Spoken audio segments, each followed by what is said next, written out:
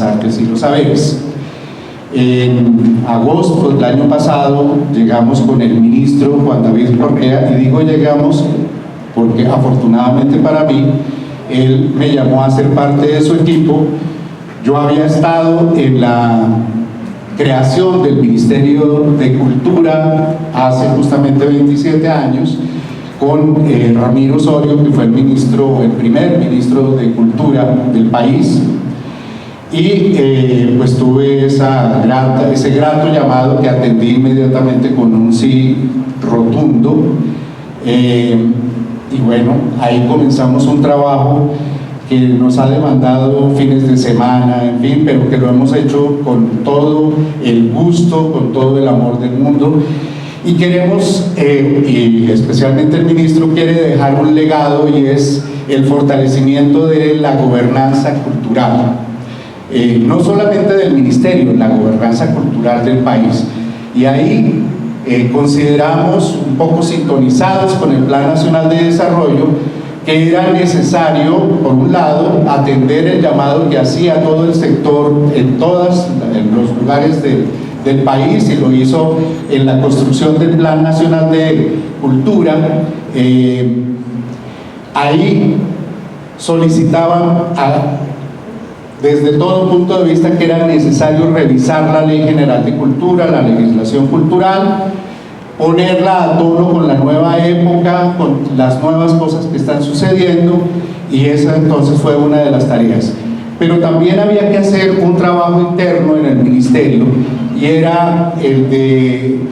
recuperar lo que a lo largo del siglo los gobiernos fueron haciendo con el ministerio, fue recortar su planta, convertir los cargos que eran de nómina a contratos de prestación de servicios. Tan así que hace 27 años, cuando se construyó, digamos, ese primer ministerio, tenía cerca de 750 plantas de nómina, digamos, trabajadores con todas sus prestaciones, en fin, algunos de libre nombramiento, otros de carrera, pero era una estructura construida realmente para atender la misionalidad que la Ley General de Cultura le había dado al ministerio. Cuando llegamos el año pasado, encontramos que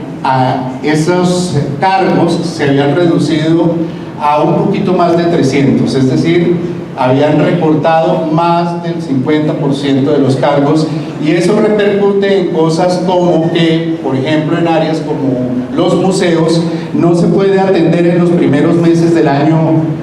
como el público lo merece, porque está en proceso de contratación anualmente cada año en la planta. Entonces,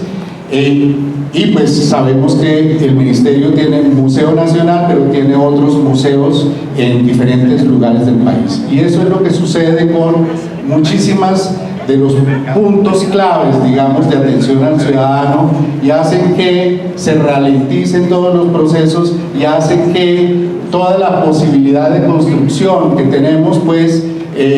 se traba, digamos. Entonces ahí consideramos que era muy importante también hacer ese fortalecimiento del ministerio, porque ese fortalecimiento del ministerio repercute luego en el fortalecimiento de sus relaciones con el país. Y hablando del fortalecimiento de sus relaciones con el país, pues ahí también es necesario ver cómo el ministerio tiene presencia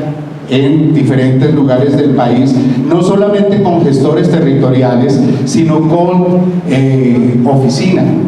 Es decir, tener la posibilidad de unas direcciones regionales del Ministerio de las Culturas es algo que nos han pedido en todo el país, y eso es una tarea que vamos también a asumir. Y la tercera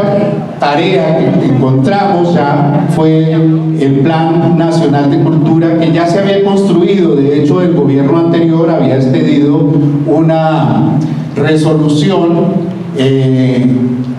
expidiendo el Plan Nacional, Plan Decenal de Cultura, pero cuando llegó la maestra Patricia Ariza, escuchó, digamos, una gran parte del sector de cultura que dijo: queremos revisar este plan, queremos ver qué tanto tiene de economía naranja, que no nos gusta mucho, y queremos ver cómo se alinea más bien con los postulados del gobierno del cambio. Así que a partir del mandato de la maestra Patricia Ariza como primera ministra de este gobierno, se hizo una revisión del plan, y lo que encontramos nosotros en agosto fue ya un proceso justamente en el que a las 80,000 personas que habían participado en la construcción del primer plan se habían sumado otras 20,000 voces, y así pudimos tener un plan muchísimo más fortalecido, maduro y sobre todo sintonizado con lo que este gobierno ha considerado que son sus prioridades para el desarrollo. Y ese entonces fue un documento que se puso a disposición de un grupo de expertos que lo leyeron, miraron cómo estaba acorde con el actual plan de desarrollo, y de ahí surgió la primera sugerencia: es hagamos un plan para los próximos 15 años. Y por eso no quedó plan decenal, sino plan quinquenal abierto, de tal manera que podamos ese plan estarlo revisando periódicamente, construirlo. Y de hecho vienen ahora unos capítulos étnicos que van a sumarse a este plan. Estamos en este momento en las consultas previas con las organizaciones indígenas. Estamos con las consultas con la comunidad rom, con las compañías, y también vamos a comenzar todo el trabajo con las altas consultivas de las comunidades náhuatl, la comunidad afro. Entonces, tenemos este plan ya que se puede bajar de la página web del Ministerio de Cultura. Ese Plan Nacional de Cultura 2024-2038.